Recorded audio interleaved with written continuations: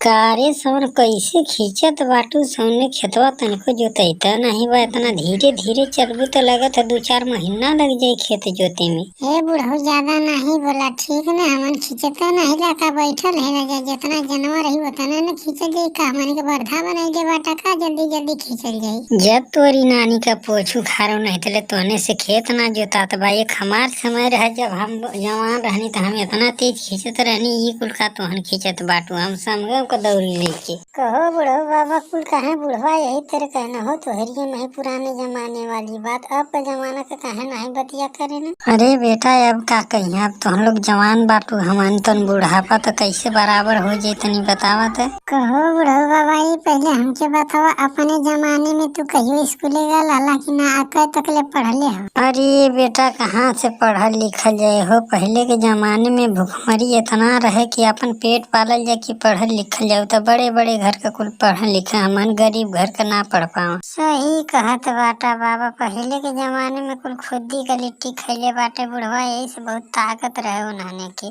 कहो दीदी तो कैसे पता ही कुल हो? अरे जो हमारा आजी रहा ना वह कुल बतावत रहा पहले के जमाने के बारे में, ऐसा रहना कुल।